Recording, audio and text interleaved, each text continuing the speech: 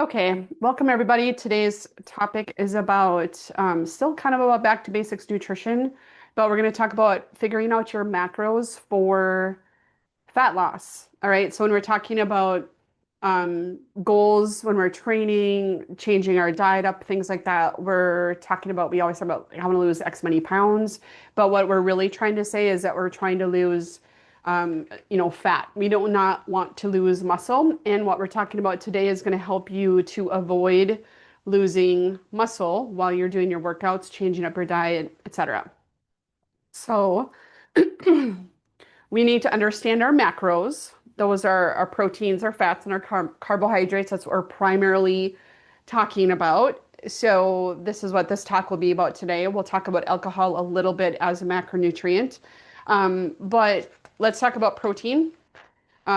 We need to understand that protein and carbohydrates both have 4 calories per gram. So they give the same amount of energy to your caloric intake each day, right? So they just act very different in our bodies, okay? So proteins and fats, or sorry, proteins and carbs give your body 4 calories per gram. Now, when we're talking about calories, what we mean is that is a measurement of energy, and it's just what our body consumes to keep us up and running. It's the calories you burn just to stay alive. But most of the time, people are overdoing their energy intake, i.e., their calorie intake. And I shouldn't say most people, but in the United States, it's very common for people to be over consuming because we eat a highly processed diet. That's what our food accessibility has become as normal. And that just sets us up for eating a lot more calories, which then turns into issues with metabolic issues. And that's why most people are trying to lose fat and get into those fat stores. So the other main macronutrient is fat, and that has, double plus the amount of calories that proteins and carbs have. So they have 9 calories per gram. And then alcohol, like I said, is 7 calories per gram. This should really not be factored into your day because it is empty calories. Like truly, it's empty calories. It really does nothing for your body, right? It does nothing. The only credit I can maybe give it is that maybe it allows for some social, some of the lifestyle like joy and stuff that it brings when you're out socializing with people. And if alcohol is a part of that, sometimes that is a part of it. And that's the only benefit that I could say, that you can get from alcohol, but it does nothing biochemically, physiologically for your body. And I'll talk about that in a second. Okay, so actually, I'm going to talk about that now. I'm just going to go back to that right now, actually. Here's why it does nothing for you. So, our liver is the only thing that can process alcohol. And alcohol is more calories than proteins and fat and carbohydrates, which is why it kind of does nothing for you. It doesn't do anything functionally for you. It doesn't fuel your body. Your liver is the only thing that can process it.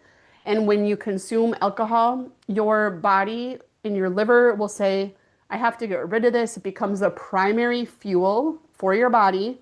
So it will not get into fat stores. It will not burn any other calories, just alcohol calories, because it is an actual toxin. It's literal poison to the body. And so that it becomes the priority to get it through your system, process it through the liver, and get it out of the system.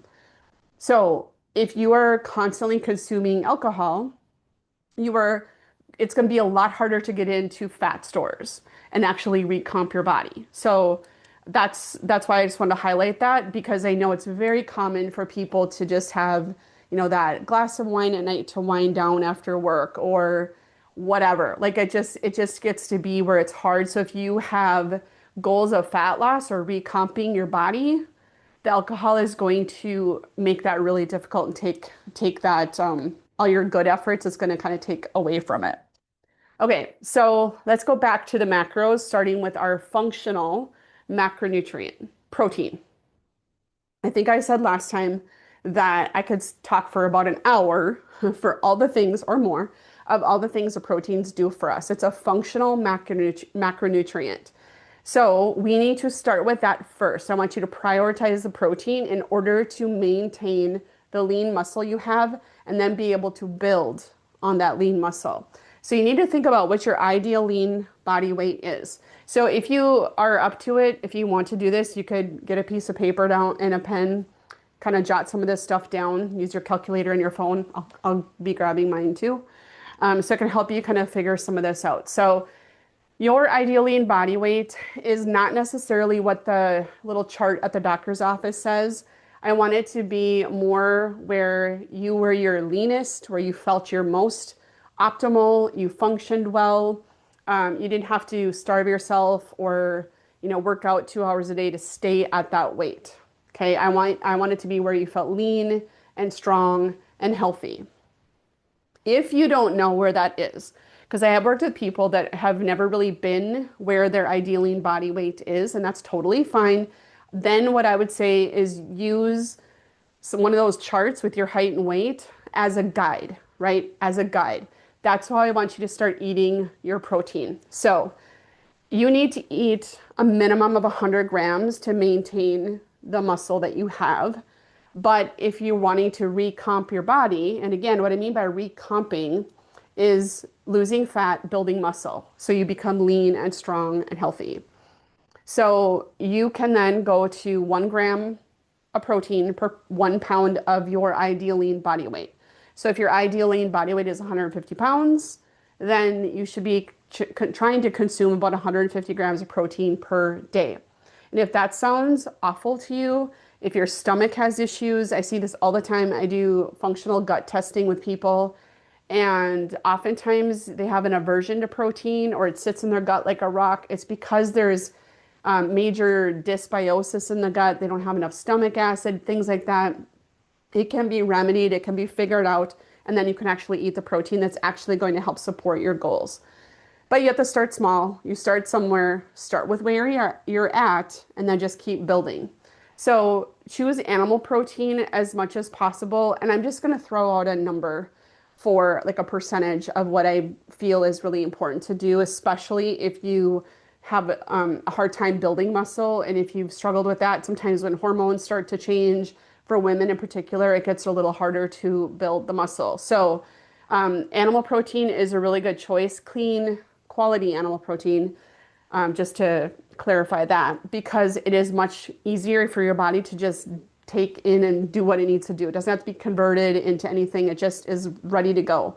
And plant proteins are great too. I'm not saying not to eat those, but if you have metabolic issues, if you have blood sugar problems, insulin resistance, doing plant proteins might be upping the carbohydrate content too much until your body is a little bit more stable and knows what you're doing with things. It might actually backfire on you a little bit. Again, I'm not saying not to eat plant proteins. I'm just saying maybe don't prioritize them when you're trying to do this recomping for your workouts and your nutrition. Okay, now everybody's different. So you need to listen to your body. And if you feel awesome on plant proteins and you can lean out with plant proteins, then that's what you should do. I'm not saying 100% you should always be animal protein, but my rough guideline is the protein that you consume should be sort of an 80 to 20% of animal to plant protein, at least to start, and then you can adjust it as you get more stable. All right, so this would look like about 30 to 50 grams at each meal. And again, it's based on, I'm just kind of using that 150 pounds as a guide. If you are a man who is 220 pounds, you'll need to adjust.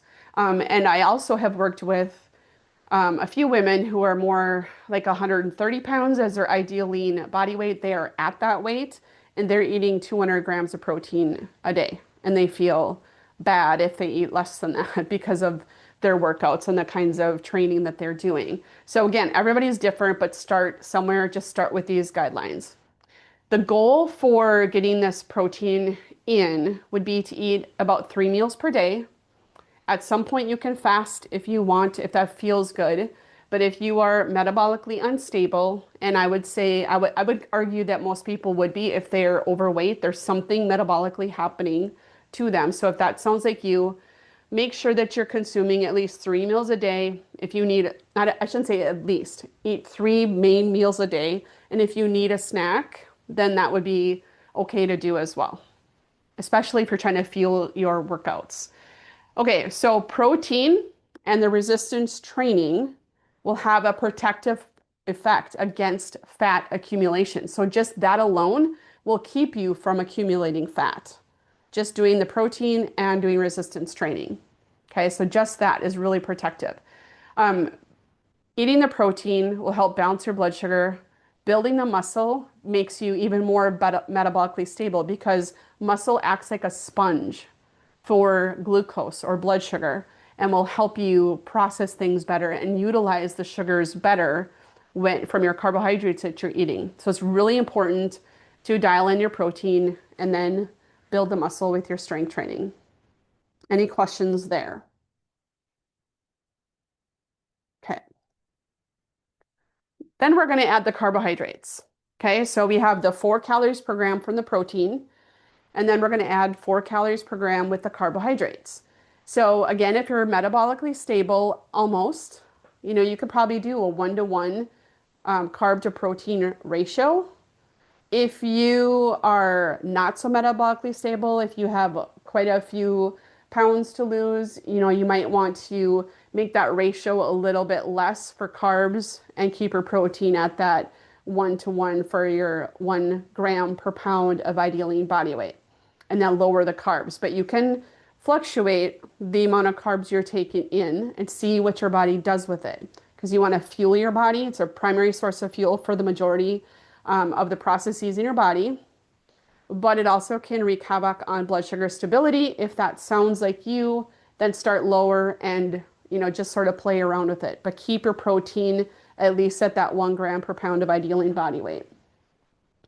If you prioritize your carbohydrates with vegetables and moderate the starchy carbs, like the starchy vegetables or grains and things like that, especially if they're processed, well, they're all processed to some degree, but staying away from boxed foods and, pretty much where you just have to heat them up in the microwave. If you stay away from that stuff, you're going to easily keep your carbohydrates at a normal level. Standard American diet is about, I don't know, 250 to 300 grams of carbs per day. And we need to drastically change that because that diet is usually ultra processed and that causes so many other things with it. So we want to keep that to whole food carbohydrates as much as possible. You don't have to avoid rice the rest of your life. You don't have to not eat a piece of bread ever again. That's not what this is about.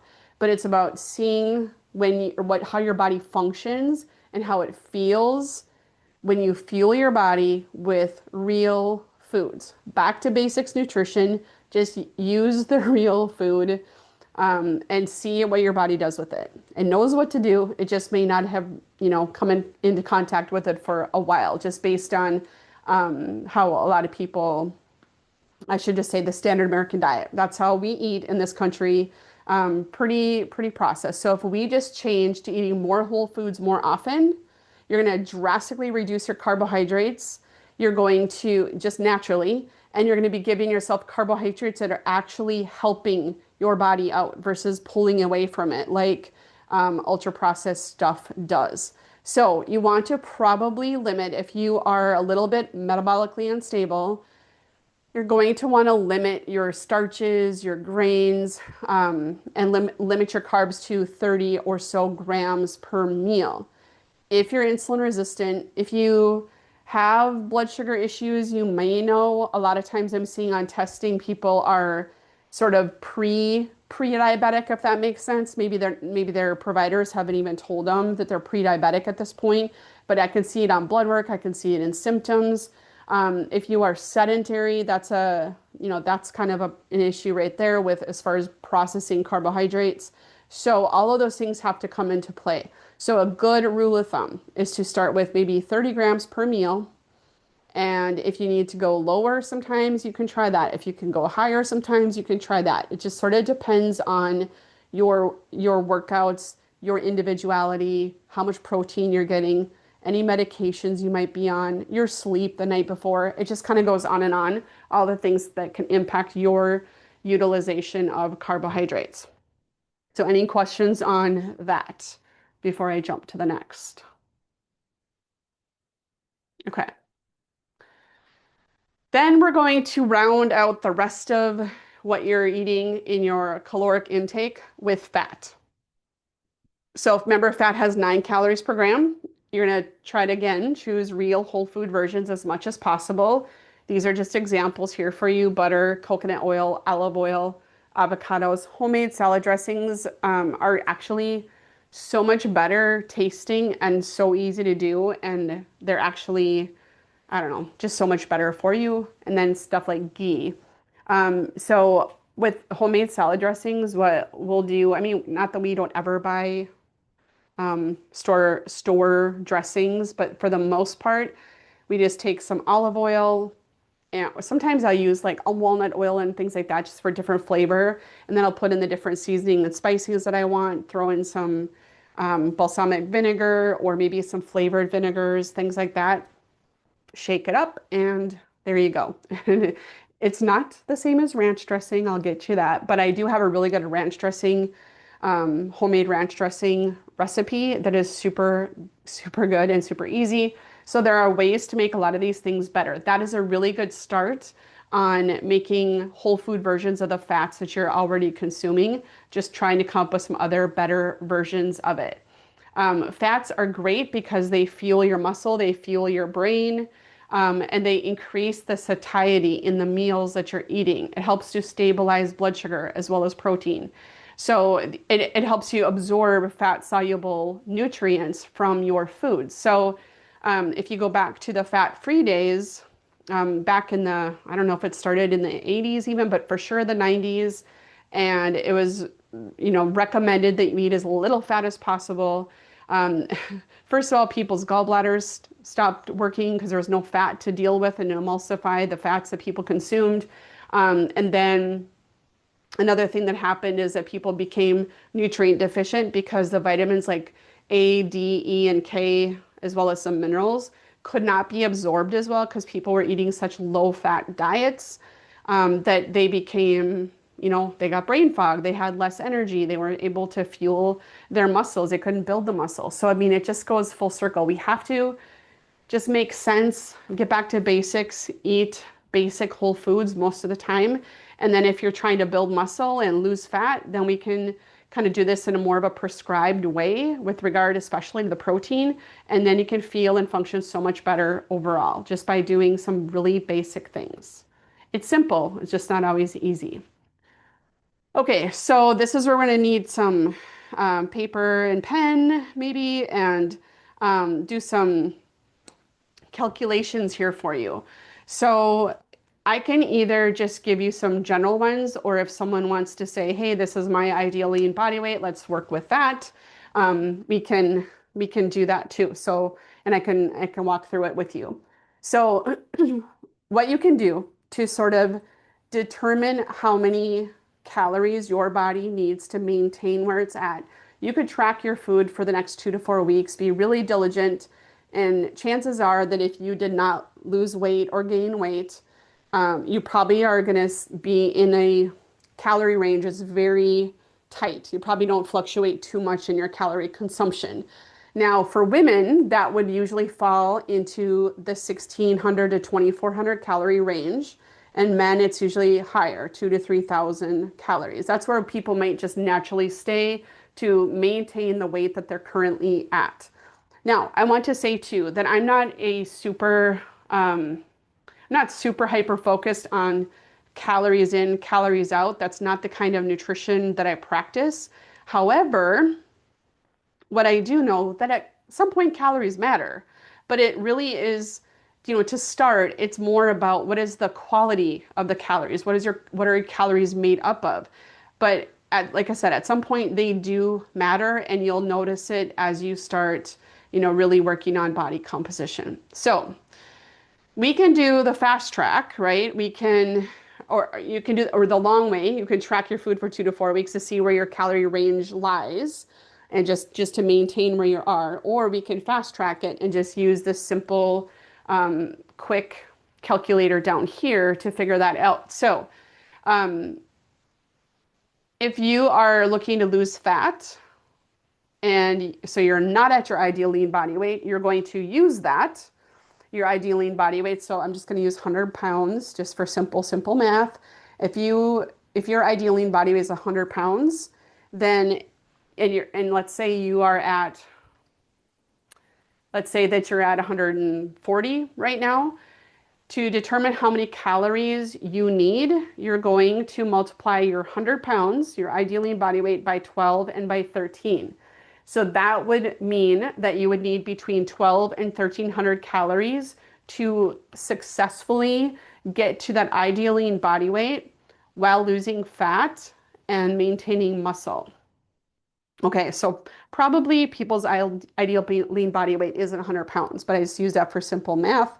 And then if you want to maintain where you're at, you're going to take, so if you're 150 pounds currently and that's your ideal lean body weight, you would multiply that 150 by 15 and 16, and then that will give you your calorie range that you need to be at to maintain where you're currently at. So if you are at 150 pounds and you stay there naturally, you're probably consuming about 2,250 calories and a little bit more than that.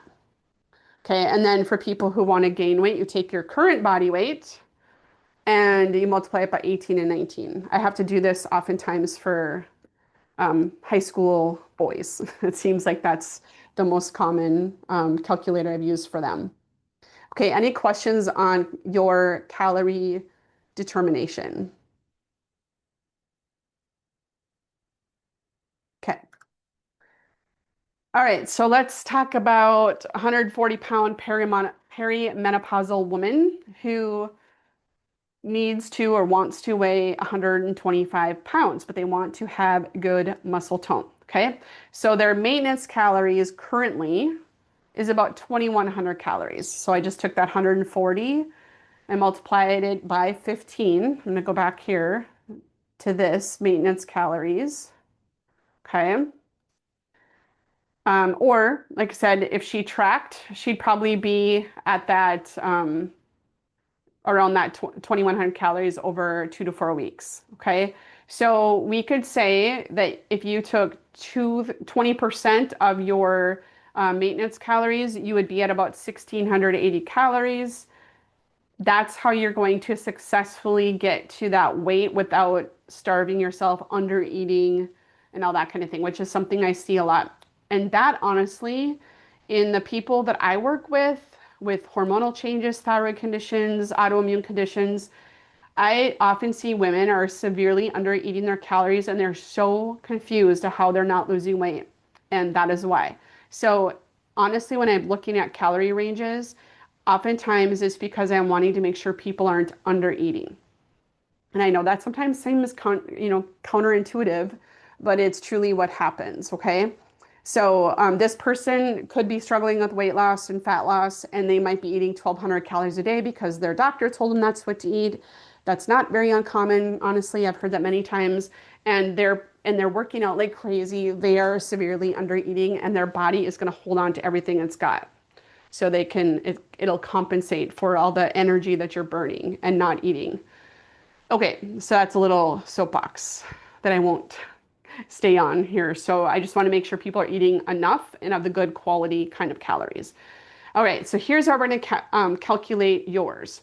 So find out what your maintenance calories are by multiplying the fat loss calories by multiplying your goal weight. So if it's 125 pounds and you are currently at 140, you're going to multiply by 12 and by 13, and then your calorie range will be at that 1,500 to 1,625 calories. Okay. So I think this is the example I use on the other parts of this. Okay. So now we need to find out what is this going to be made up of? Okay. Your 1,500 to 1,625 calories. How much of that is going to be proteins, fats, and carbs? That's what we need to determine. And it's pretty easy to do here. Okay, so now I switched it up somehow. I use 120 pounds. Okay, so we're at 120 pounds multiplied by 12 and 13. This person needs between 1,440 and 1,560 calories for fat loss.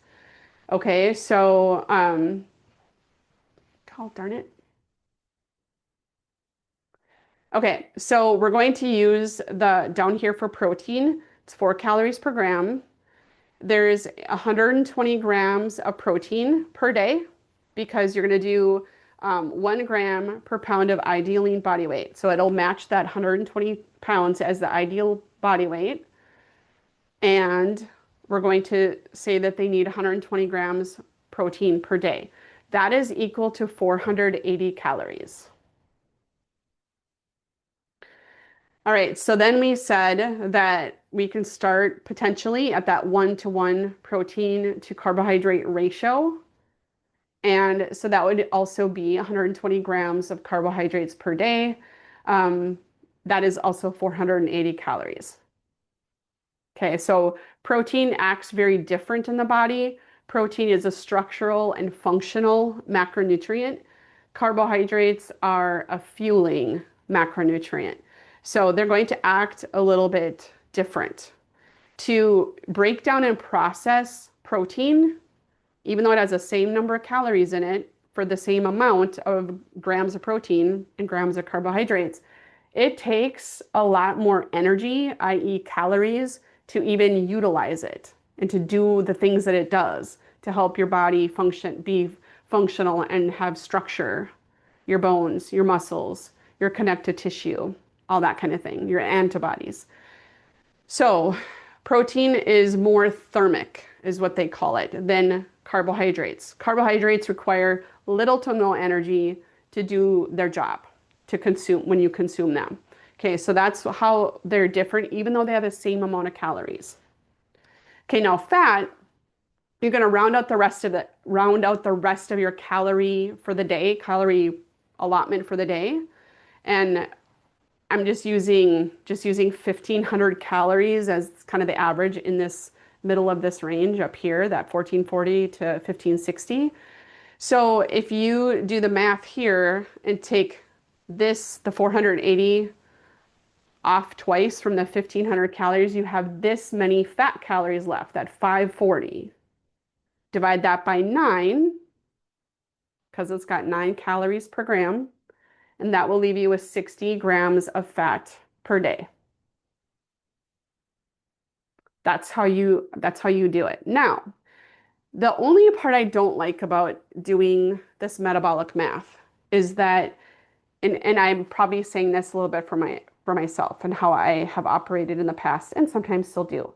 I will get totally myopic in putting this stuff into a tracker, and if I don't hit exactly those numbers, I feel like I'm failing. I feel like I'm not doing it right. I feel like there's no room for error and all that kind of stuff. But the body is much more nuanced than these calculations, right? So there's so many different things going on in the body. These are just guidelines, right? So if you're getting 130 grams protein per day, you're going to be fine. I've had people say to me, they're tracking their calories, and they'll tell me I started adding more protein and I gained weight. Well, at 4 calories per gram, like how much more protein were you eating to cause a weight gain? You know, so there's some nuances there, right? It's not exactly I don't know, hard and fast rules for everything, but these are guidelines. So you have to be able to fluctuate a little bit here and there. I would say if there's anything you want to be a stickler on, it's going to be the protein. And I should have said earlier, but the one caveat is if you have some kind of kidney disease or some other condition where your doctor has said you cannot consume protein, very much of it, then this is definitely not for you, right? This particular thing is not for you. I have worked with people who their protein limit is 30 grams for the entire day for an adult male because of his chronic kidney disease. So this would not then apply. And chances are they're not working out at the gym too much if they are, dealing with that condition. So I just wanted to throw that out there too. Any questions on this particular example? Okay, so here's some more examples of the ideal lean body weight. I mean, I think we don't have to belabor all of these things, but if you're 140 pounds, if you're 115 pounds, I mean, here's some differences in the calories. The more you weigh, the more calories you require just to function.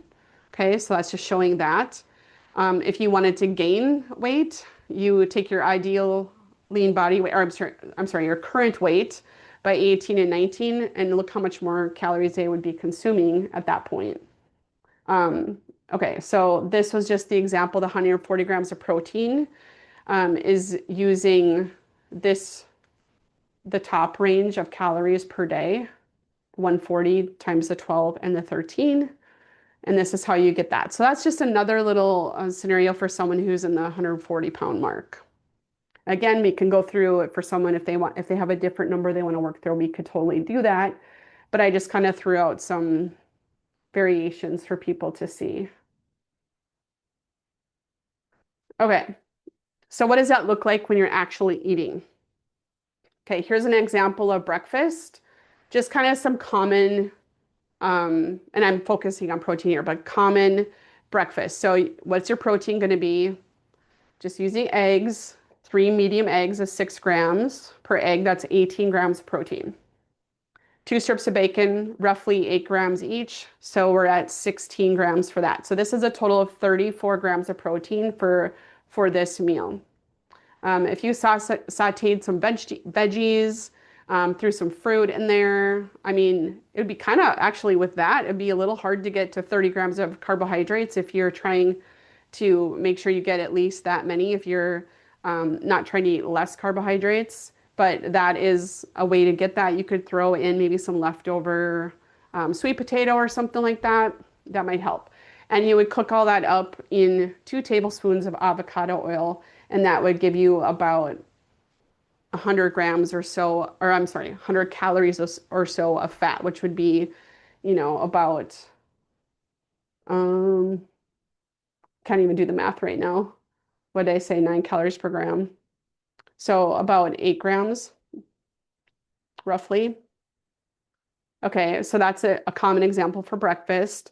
Lunch might be 5 ounces leftover of steak. That would give you 40 grams of protein there. Have some kind of green salad of some kind. You could throw in, again, some, other carbohydrates, whether it be some croutons on your salad, or if you have some crackers or something like that you put with it, get your carbohydrates up, and then throw on some dressing and 2 tablespoons, roughly 1 to 2 tablespoons, depending on your goals. And that would round out that meal. And then for dinner, similar, you're looking at 7 ounces chicken breast, roughly. It's going to be about 49 grams of protein, mixed roasted veggies, that will vary with your carbohydrates. And then avocado oil, or I put avocado oil in there a lot with roasted things or sauteed things because it handles high heat pretty well, or higher heat pretty well. Olive oil, unless it's like a really good actual olive oil, you might want to be a little more careful with heat on some of those. It's hard to buy actual really good olive oil.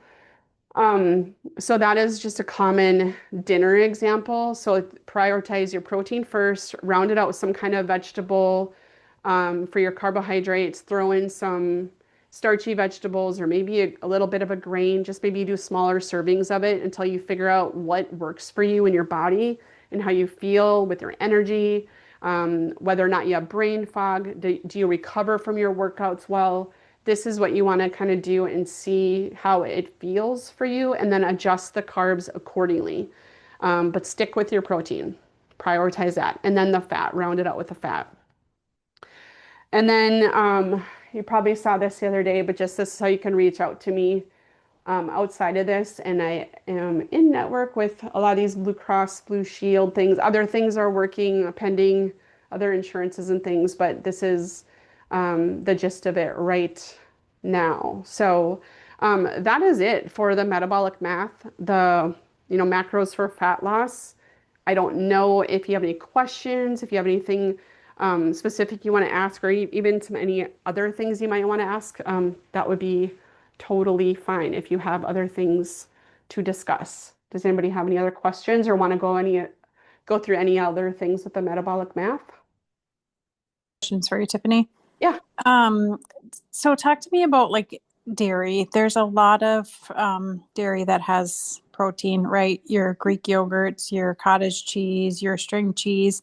I mean, hmm can you eat too much dairy? I mean, my assumption is yes. But Yeah, so it kind of depends, just like anything, I could say it depends.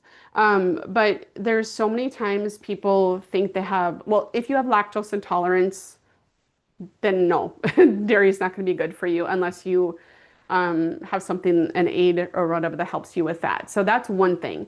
The other thing that causes problems for people with dairy are the protein called casein. And that is something that gives people sort of a latent reaction. They might have runny nose. They might have, what do you call it, postnasal drip. They might have skin rashes even. They might have GI things that happen. If that is something that you have noticed, those types of things, then you might have a casein intolerance, definitely. So then you would not want to have a lot of your protein coming from those dairy sources.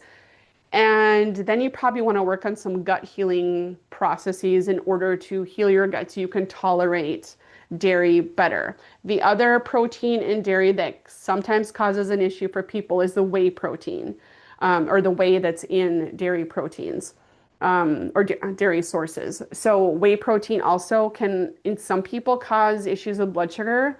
I've seen it happen where it's like a really good quality dairy product and then it spikes people's blood sugar. I've seen that on my continuous glucose monitors with people, but it doesn't happen all the time. But whey is really good and excellent for making brain chemicals like serotonin, those types of things. It's also really good for recovery, muscle building, all that kind of stuff. So honestly, I think if you notice that that's a source of protein that you need to use to get to your goals. But then you start to feel like you're swollen or puffy, retaining fluid, having postnasal drip, watery eyes. Then you might want to do a trial of pulling it out and see what happens. But I'd say what I notice is people might do a trial of it being dairy free and then they add it back and they kind of test themselves. And if they've done some gut healing, which that will look different for everybody, they definitely see an improvement and that they can tolerate it better. So I don't know. I think most people know if they're obviously got a dairy issue, like with the lactose situation, that's very obvious to people. The casein is a little less obvious. So you do have to sort of test yourself. That's and all. would you say it like contributes to like slowed or less like fat loss or not necessarily? Yeah, because it causes sort of an inflammatory response in the whole body. So it just feels like you're always a little bit, your body's always sort of reacting to something that creates inflammation, which makes it harder to get into fat stores. Mhm. So, but I also know people who have removed dairy and it doesn't change anything with their ability to, you know, get back to their body composition or start getting into fat stores. Um, so yeah, I think you have to have an obvious issue with it. So just an example for myself, when I first started dealing with all of my issues, which are too many to go into, but I've been through it and is why I'm doing what I do today. And I tested for a bunch of things because I was wondering what in the world was going on and would make me feel so terrible. And dairy was one of them, specifically the casein that I was talking about. So I eliminated casein, gluten, casein, eggs, and soy for 2 years. And I still keep the gluten out. I don't purposely add soy to my diet, like soy sauce and things like that. And um, now I don't worry about casein as much, but it made a huge difference for me at the time. But then I was doing stuff to heal my gut in the interim, and now I can tolerate dairy. But I think there's a threshold. There, if I were to consume 2 servings of Greek yogurt or put lots of cream in my coffee and have like 3 cups of coffee with cream in it or something like that, that would make I would start to feel kind of swollen and inflamed from it. So there's a threshold. But when I just have a normal amount, I totally fine. So that's kind of it's just kind of different for everybody. So it's not a real clear answer, but you might need to test yourself for a couple weeks or something. You probably would be able to tell pretty quickly. Yeah. And then my next question is like you talk about 3 meals. Hmm. And I think what I'm realizing is I probably don't eat my calorie threshold. Hmm. So 3 meals seems like a lot of calories in 3 meals. So Okay. talk about like the difference between 3 meals versus, 3 meals and like 2 snacks to get your protein and even carbs. Yeah. So part of it is, I don't know. I know we got told for so long that if you ate 5 or 6 small meals a day, that your metabolism would improve or whatever. But what happens is it keeps your blood sugar up like this, constantly up and down, and it causes other issues. That's a whole other topic I could go through.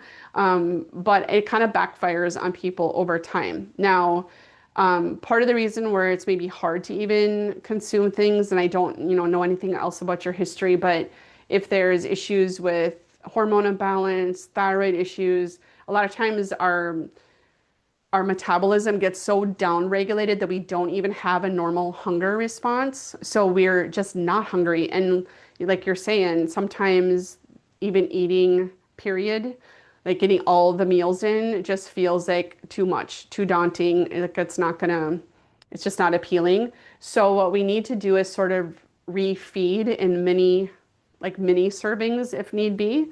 And so what I would say is we would just start with like one thing at a time and just focus on that. And then you would tie in how you're feeling with what you're doing. So, for example, if you've skipped breakfast for the last year because you're just not hungry, maybe I get that way. If I have a cup of coffee, I have to remember to eat because I am not hungry if I have even that cup of coffee in the morning. But when I'm having that breakfast, my day is set up so much better for energy, for focus, for motivation, for everything, my mood, everything. And so if you can just start with like a snack size meal for that breakfast, just as an example, and just get your body sort of used to it, sort of prime the pump, then you can start to consume more meals or more of the nutrient density that you need. So instead of thinking, and I'm projecting this a little bit because it's a little bit how my brain works, I'm very much all or nothing with things. And so instead of thinking you have to do all the recommendations I just talked about tonight, starting tomorrow, and that's just how it has to be, I just want you to start with where you're at and then make it just a little bit better. So if you're only eating 50 grams of protein today total, most days, start trying to get 60 in the next week. And then after that, add another 10. And then after that, add another 10 and just go from there. And then I think if we can figure out if you can do 3 meals a day or 3 meals and one small snack, especially with fueling your workouts and stuff, I think that's more doable. If you're in the heat of working in this 10-week challenge, you might need those 2 snacks to keep you fueled and feeling well throughout the day. So I think it just varies and we go through different seasons and it's okay to fluctuate with what we're doing. We just need to keep time back with what we're doing with our food and how we're actually feeling so that it makes sense and we're, supporting the body through it. That's helpful. Thank you. Yeah, you're welcome. Anything else? I have a question. Sure. Um, can you just confirm to me? So if you're looking at the 140 pounds, can you Hmm. confirm to me what those calories would be? I got a little confused. Okay. All right. So your ideally body weight is 140, and is this your current weight or what you're looking to get to? No, I'm far away from that. Okay. So Okay. that would be So, looking to get to. okay. So, we're gonna do, so you're looking for calories, you said. Well, yeah, because it would be the 140 grams of protein, Mm-hmm. right? Yep. And 140 grams of carbs and 70 fat. Yeah. So you will, I was just gonna go back to my, oh, if I can find it now on my screens. Hmm. Okay. I think I I just, thought I had it, and then another one got me a little confused. yeah. I'm just gonna see if I can pull something up quick. Otherwise, okay. So yeah, you're gonna want your ideal lean body weight calorie range will be 1680 to 1820 calories. You have that part Mm. down, right? Yes. Okay. And so then if we have 140 grams of protein, that's going to give you 560 calories of protein. And then I'm just Okay. going to do the 1-to-1 ratio for carbohydrates. So that's another 560 calories. So that's a total of 1120. So now we need to find out how much fat. So if we use the 560, I'm sorry, the 1680 calorie range, that's 560 divided by 9. So that's 62 grams. And let's see here. I was just using, if we use, because there's the range, the 1680 to the 1820. Right. And so if I do the 1820 minus the 1120, yeah, so that'd be 700 calories divided by 9, which would be that 78 grams of 62 to 78 grams of fat. Okay, that's the part I was getting wrong. Okay. Okay. So does that make sense now a little bit more? And so that what would the calories? It's pretty much still be close to the same amount of calories then, right? Yeah, so it'd be 560 to 700 calories of fat. And Okay, yeah, awesome. yeah, going to using that 1600 to 1820 calorie range. Okay. And for that, well, okay, let me ask you one other question real Mhm. quick. So when you're talking about the proteins, for me, if I eat a meat, I do really well. But if I have a non-meat protein, then I get really bad heartburn. Um, Mhm. I don't know what is it. Should I try and always have like a kind of more of a meat protein there, or just take something for heartburn? Well, give me an example of a non-meat um, protein for. So if I have like Greek yogurt and some fruit, or even if I have, sometimes even if I have eggs, and if I don't have a meat with it, um, will I'll have a kind of almost like not a full upset stomach, but just like really bad heartburn. Hmm. But if I have some bacon or if I have sausage with that, then I'm fine. Or if oatmeal, like oatmeal in the morning, then I don't feel super well. Interesting. Okay, so what I would do, um, I'm gonna put a link in the chat, and this is for a digestive enzyme that I use all the time in my practice. Mhm. You don't have to get it. I just know that this is the one that I've used for probably 11 years with people, and it really, really works well for people. And let me just confirm that you do not have like a H. pylori infection in your gut or anything like that. No ulcers or anything. No. Okay. So I'm gonna put this in the chat and let's see here.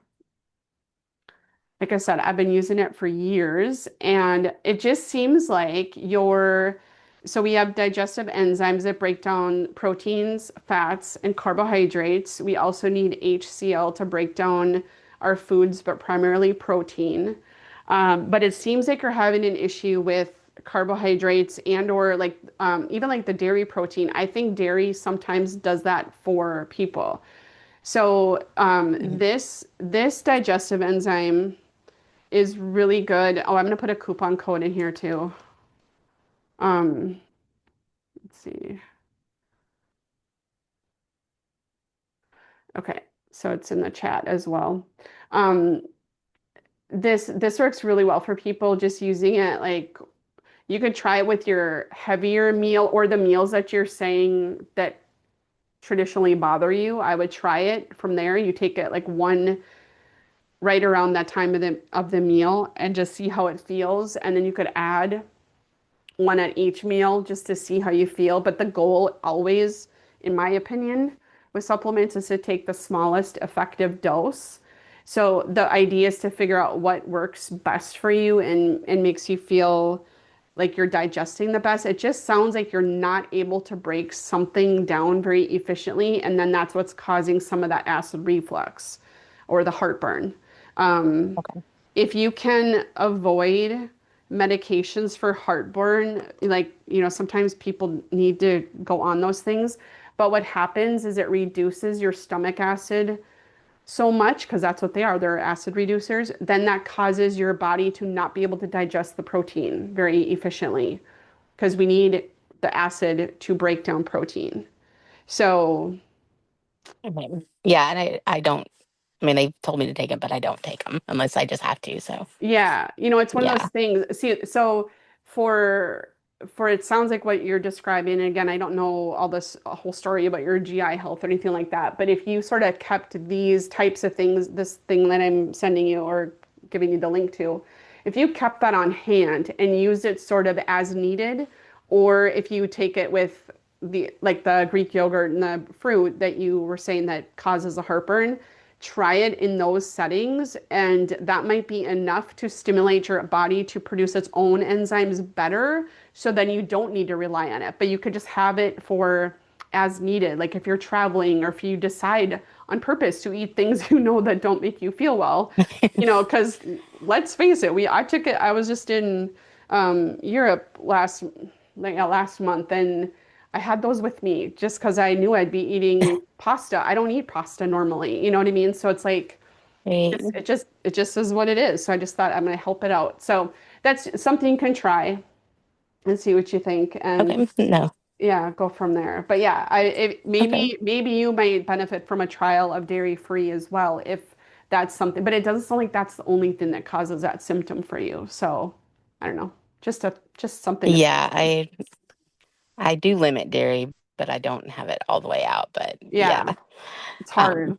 It's hard to no, remove it. that's yes. Mhm. Especially because I love cheese. But yeah, that's awesome. Okay, Mhm. two really quick questions. Yeah. Uh, the so like if the 1680 for the calories, you're saying I don't want to go below that, right? You're saying it could hurt me more than it would help me to go below that number. I mean, if you get to 1600, I don't think that's going to hurt. If you're chronically at 1100, 1200, I think eventually that's just shutting down your metabolism. It's just down regulating everything so that eventually if you start eating normal calories for your goals, then Mm, you're just gonna exponentially put weight on just very easily, really quickly, because now your body okay. doesn't, it's just downshifted. It's just like it's in a low gear. It doesn't even need this much energy to keep you going. It's a compensatory mechanism our body sets up. And I've done that to myself I don't have a thyroid gland due to thyroid cancer. And out of desperation and frustration of not feeling well and having no energy and struggling with weight loss resistance and stuff, of course, what I did was to eat less because that was, the thought Right. process, and it made it all the worse, definitely. And this is while Yeah. working out and doing. So I ate less and worked out more, and it 100% backfired. So if you a couple of days a week get to 1500 calories, that I don't think is a problem. It's the chronic under eating that is a problem, and I see that all the time in my practice, especially with people with imbalanced hormones. It just is like a perfect storm. So it's fueling your body with whole foods more often than not. So again, start with where you're at with that and just make it better. Right. Even if it's one meal a day that's all whole foods for the most part, versus, one meal a week being all whole foods. I'm just throwing examples out. That's a Right. way to Yeah. start. That's a way to start. So, Okay. yeah. Awesome. hmm And the last question was, are you going to share your ranch dressing recipe with us that you said was the Oh, best? I could. I could do that. I'm just gonna write it down in my notes. Yeah, I will send that. I think, yeah, I'll send that to you guys. I don't Awesome. know. Thank you. It's just really good. So, I mean, No, I that think it would be is, and great. everybody's told me they thought it was good, so I can do that. So, all No, right. awesome. Thank you so much. Yeah, you're very welcome. Thanks for I showing have up. a, Oh, I have yeah. another quick question. Mhm. When you said protein, sometimes you do like a 1 to 0.8 ratio with carbs. What happens to the extra calories in that? Does that go to the fat or extra protein? Yeah, it's going to either go to the protein or the fat. So everything just sort of toggles on or off, you Okay. know? Yep. So yeah, and that's where the flexibility I think we have to have, where I have not been good at my own personal journey back in the day. I didn't give myself flexibility at all. And then that creates a whole other thing. So I think it's important to not let your protein go down so much. If anything, I'd titrate that up and shift the carbs down, increase the fat. I would play with the carbs and fat more Okay. and try to maintain the protein at your goal. And like I said, I mean, sometimes if you want to go up on that, you will feel so much more full. You'll have probably better blood sugar, all that kind of stuff. You can play with that too. Just really pay attention to how you feel when you make changes. Okay. And then do you suggest adding additional calories if you are working out or just stick? I mean, I think you can. Just like I was saying, if you go under a little bit, you're going to be fine. I think if you go over a little bit on some days, especially when you're having a heavier workout or a more intense workout routine, I think that's totally fine. Now, 1,000 calories more on a regular basis probably isn't a good idea, for anybody. But yeah, I'm just looking at the range 1680 to 1820. If you went to 1900 or 1950, 2000 or something a day when you're working out excessively or like not your normal, that's not going to be a huge problem. It's the ongoing. If you always kept it at 2,000 calories, that's probably going to be a problem over time. Yeah, the only reason I ask is because like my fitness pal will add it on and I mean, it feels very excessive Mhm. sometimes. Yeah, I know. And if I recall, I used to use that. And they also add in they add in your exercise calories, I think, if Mm, that's kind of what you're talking about. And yep. I personally never pay attention to that. I always just stick with like the food calories. Yeah, that's what I've kind of done Yeah, too. I think that is more because though all of this, you guys are estimates. They're not like rules. It doesn't mean that I told you April that or calculated for you that your calories are 1680 to 1820 and that is like exactly what's gonna get you to the 140 pounds without without fail. But it is the best we have because every body Yes. is going to be different. There's different biochemistry, there's different health conditions, hormonal imbalances, and that kind of thing, which are so common, especially if you're over age 30. Things start to change, with muscle composition and everything. So that's where it's a guide, and then we have to be able to fluctuate and whatever. But I think when we factor in our calorie burn to get our make up our calories, I think that's when we start to get in a little bit of trouble. Like I think that doesn't actually help things at all. So, all right. Thank you for your time. Yeah, you're so welcome. Thanks for showing up. And I don't know. Yes. I'll be back. Thank you so much. Yeah, you're welcome, April. I'll maybe be back around in another couple months or so with some other training. So yeah, I do trainings in my group and stuff. So if you want to hop in there, if you're not in there already, you can see those at least on replay or whatever. So